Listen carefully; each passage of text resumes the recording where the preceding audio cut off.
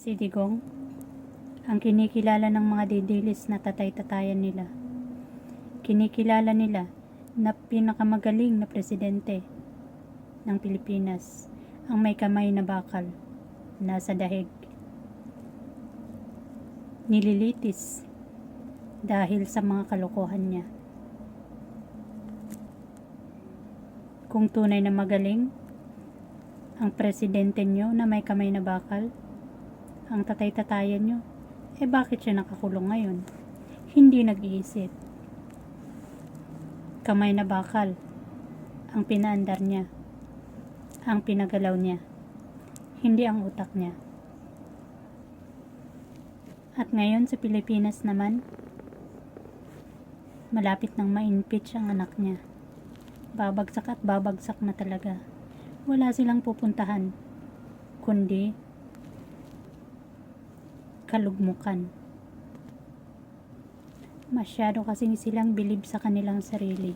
Sa tingin nila sila lang ang dapat kilalanin sa Pilipinas, ang dapat sundin, ang dapat pakinggan, ang dapat nasa upuan sa Malacanang. Hindi na pwede. Tama na yan. Gising na ang mga tao. Hindi na kamay na bakal ang dapat umiral. Ang dami ng umiyak na bata, mga magulang, mga ama, mga lolo at lola. Maraming pangarap ang hindi natupad dahil sa kagagawan ni Digong, dahil sa fake na war on drug niya. Kung talaga na nagtagumpay ang war on drug ni Digong, dapat walang nararamdaman ngayon. Pero dahil napakababaw ang pinairal nila na solusyon, hindi naman yung mga drug lord, hindi naman yung mga talagang may business ng droga ang nawala, kundi yung mga inosente, yung mga biktima. Ano bang legacy ni Digong na sinasabi ni Kaufman na sinisira ni PBBM? Yung patayan? Hindi yan legacy. Ang build niya nga walang nangyari.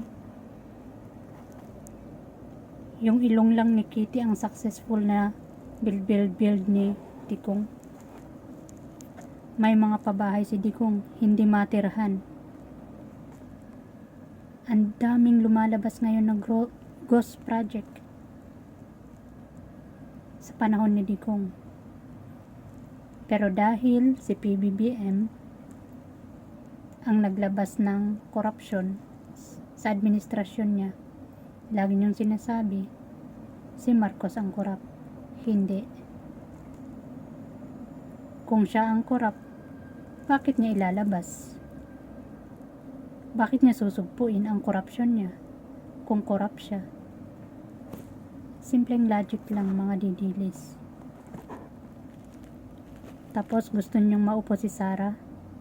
Si Sara na hindi niya maipaliwanag kung saan niya dinala ang confi fund niya.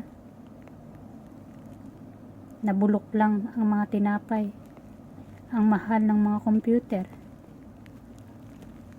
Itinalaga ni PBBM sa DepEd, pero hindi niya alam kung paano ito i-manage. Nag-resign siya. Nangurakot pa dun bago umalis. Ano bang nagawa ni Sara? Wala naman. Nag-tree planting lang. Namulot ng basura doon sa bundok. Pumunta sa iba't ibang bansa, nanira.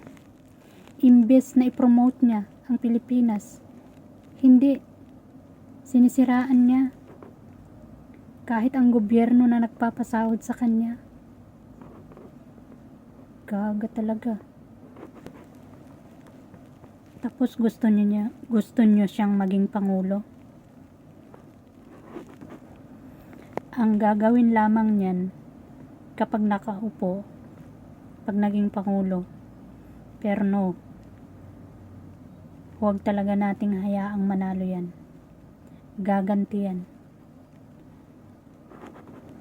Wala siyang ibang gawin kundi ang gaganti at palalabasin niya sa kulungan si Kibuloy, yung mga alipores nila. Yung transparency sa admin ngayon, magiging malabo na. Malabnaw.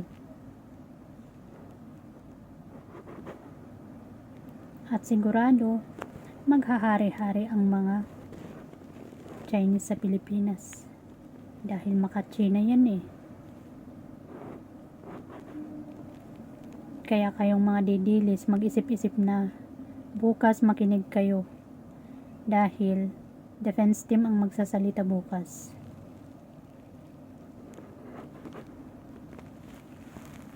Tignan nyo, pakinggan ninyo kung gaano kapalpak ang kinuha ni Sara Lustay. Sabi nga niya, yung kapalpakan daw ni Kaufman, siya daw ang mananagot. So, ibig sabihin, palpak talaga si Kaufman. Ganyan kapalpak ang mga Duterte.